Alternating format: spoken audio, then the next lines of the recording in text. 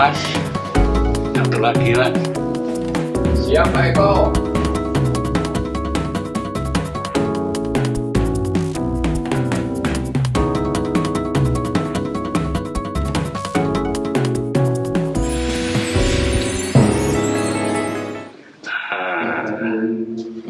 Pak Eko. Monggo. Iya. Ada orang hajatan Dok. Iya, persiapan Pak. Tumben sampai jam segini masih di sini. Iya Mas. Saya sekarang sudah menduda. Mau diapakan lagi? Emang kenapa Pak? Istri saya meninggal tahun yang lalu. Innalillahi. Sakit apa Pak? COVID. Ya, pandemi ini memang sebuah peristiwa yang luar biasa. Apalagi dengan jumlah korban yang sedemikian besar. Tapi yang bikin saya mangkel itu ini loh Pak. Pemberitaan di medsos tentang teori-teori dan konspirasi ngawur itu. Itu kan cuma asumsi-asumsi subjektif yang tidak mendasar. Bikin ruwet aja. Ya itulah dampak dari perkembangan teknologi. Semua orang boleh membuat berita seenaknya, boleh. Lagi pula era sekarang ini era percepatan. Hubungan, entah itu hubungan sosial, hubungan kerja, tersambung, terputus dengan cepat. Artis-artis yang tanpa proses, atau apalagi itu yang sedang terkenal itu Selebgram. Iya, selebgram yang cuma dapat jempol dari temannya saja 10. Lalu bilang saya artis. Pinjaman online. Itu lagi rame itu. Yang diproses secepat kereta api ekspres. Cuk. Media pun demikian Mas. Seperti dimasukkan dalam arena kompetisi. Siapa cepat memposting, dia pasti dapat rating. Siapa cepat, dia tidak lambat. Sabar. Minum dulu Pak, minum. Ya. Tapi ngomong-ngomong, Mas Anto, anaknya Bapak itu apa masih tinggal di sini toh Pak? Sudah lama nggak kelihatan. Iya. Biasanya kalau pulang kerja kan lewat sini. Selalu ngelakson itu kalau lewat sini. Oh iya. Lagi di mana? Mas Agus ini tidak pernah baca berita ya Mas? Males Pak. Apalagi berita-berita dari media yang tanpa kantor itu. Hanya bermodal sedikit imajinasi dan sembunyi-sembunyi di warung kedai free wifi. Ya, beritanya cuma penyesatan aja. Ya penyesatan memang selalu ada. Tapi celakalah orang yang mengadakannya Pak. Tapi masih banyak berita yang bagus. Ya, yang bisa dipercaya. Tugas kita sekarang cuma membedakan mana opini pewarta, mana itu fakta kenyataan. Ruwet Pak. Ruwet apanya Mas? Sampean sendiri tiap hari posting foto-foto kedai ini kan? Iya. Itulah salah satu fungsi media. Ya. Itu berarti Mas Agus sudah punya media. Namanya media promosi. Tapi ya beritanya cuma itu aja. Paling cuma penggiringan opini. Apalagi tahun-tahun menjelang pilpres itu. Dan lagi itu loh Pak. Coba. Ya media dari pemodal-pemodal besar, punyanya politikus-politikus itu. Jauh lah kalau dibilang dari kata objektif. Isinya cuma pesenan paling. Masih banyak media yang independen, kritis, dan objektif. Banyak media. Jangan terlalu skeptis terhadap kenyataan. Dan yang lebih jengkel itu berita tentang korupsi bansos. Itu yang membuat rakyat mual dan darah tinggi. Sehingga tensi darahnya naik, imunitasnya menurun, dan rentan terpapar COVID. Mangkel, Pak. Kok tega orang bisa seperti itu? Merampok haknya rakyat, mencekik rakyat yang melarat itu, Pak. Saya yakin orang-orang yang korupsi itu bukan orang-orang yang kesulitan cari makan tiap hari. Ya memang sih di masa pandemi seperti ini apa-apa sulit, apa-apa susah, ruang juga terbatas. Tetapi kok tega mereka itu memanfaatkan untuk merampok uang rakyat.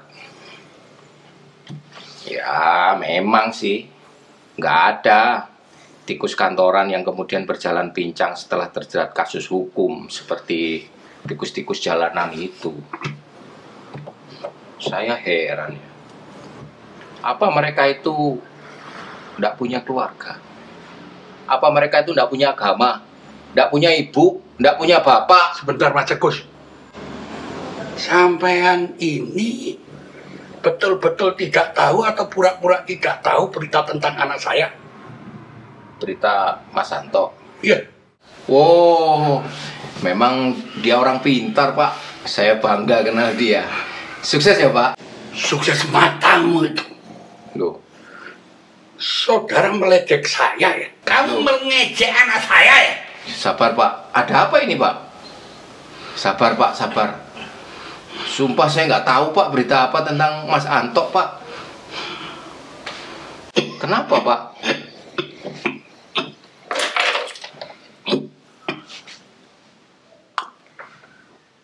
Mas Santo kenapa, Pak? Anak saya tertangkap KPK dan sekarang di penjara KPK. Innalillahi. Maaf, Pak. Saya nggak bermaksud untuk menyinggung persoalan itu, Pak. Saya benar-benar nggak tahu loh, Pak, ada berita itu. Bohong kalau sampean nggak tahu berita tentang itu. Sumpah, Pak, sumpah. Mana beranilah, Pak, saya menyinggung perasaan Bapak. Bapak itu panutan saya, Pak. Bapak itu orang baik. Ya sudah. Untungnya sampean mendengar dari sumber terdekat. Ya. Coba kalau dengar dari mulut orang lain, pasti ditambah-tambah, dipelintir-pelintir gitu. Maaf ya, Pak. Sumpah saya nggak ngerti, Pak. Sekali lagi saya minta maaf ya, Pak. Nggak apa-apa, Mas. Sekalian, saya itu kan nggak boleh mengisolasi diri terhadap keadaan selama-lamanya. Iya, Pak, benar itu. Yang jelas peristiwa ini cuma bukan kiamat bagi Iya benar, Pak. keluarga saya. Ya. Ini cuma apa ya? Aib kecil gitu aja. Iya, Pak. Tapi kok bisa ya, Pak? Mas Agus itu sebelum menikah kan sering sini. Yang saya kenal dia itu orangnya baik dan sederhana.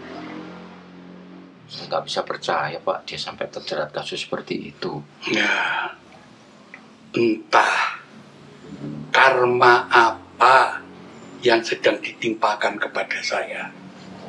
Ya. Yang jelas pada waktu saya bertugas dulu, yang saya utamakan itu amanat. Terus sumpah jabatan. Kepada anak buah selalu saya ajarkan kejujuran dan integritas. Bahkan saya pernah bertengkar dengan keatasan saya. Sampai main fisik loh. Oh iya. Saya pernah dengar cerita itu, Pak. Pak, tapi apa nggak mungkin Mas Anto itu dijebak oleh rekanan mantan atasan Bapak itu? Bukan rahasia lagi loh, Pak. Bahkan orang yang sudah di dalam penjara pun masih bisa mengatur gerakan yang ada di luar tembok penjara, Pak. Ya, saya ngerti. Segala kemungkinan itu pasti terbuka, ya. Tapi bagaimanapun saat ini KPK kan masih pada tahap penyidikan. Iya sih, Pak. Kalau boleh tahu, kasus apa, Pak, yang menjerat Mas Anto itu? Bantuan sosial. Bansos. Wah. Nah, kalau itu wacananya hukuman maksimalnya itu hukuman mati, Pak. Hukuman mati. Ya itu yang sedang saya khawatirkan akan nasib anak saya. Hukuman mati, Pak. Tapi nggak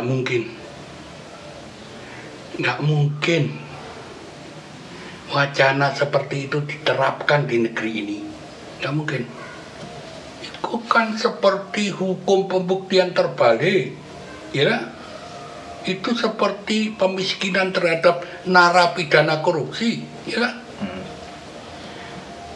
Penguasa dan wakil rakyat akan menolak keras-keras wacana itu. Kok bisa? Wakil rakyat apa mungkin bisa membuat aturan yang bisa membunuh dirinya sendiri? Coba Mas Agus hitung berapa jumlah wakil rakyat yang dijadikan penguasa, kemudian ditangkap KPK, dipenjara gara-gara korupsi. Berapa coba? Ya banyak. Jadi nggak mungkin wakil rakyat itu membuat aturan yang akan membunuh dirinya sendiri, itu nggak mungkin. Ya, tidak ada seseorang pun yang mau menggali lubang untuk kuburannya sendiri. Ya, nyatanya juga nggak kapok-kapok. Nah ya itu. Mungkin banyak yang korupsi. Bansos lagi. Tambah lagi, Mas. Ini sudah jangkir ketiga loh, Pak. Jaga kesehatan lah, Pak. Dan lagi ini sudah larut malam, Pak. Iya. Kopi terakhir. Besok lagi, ya.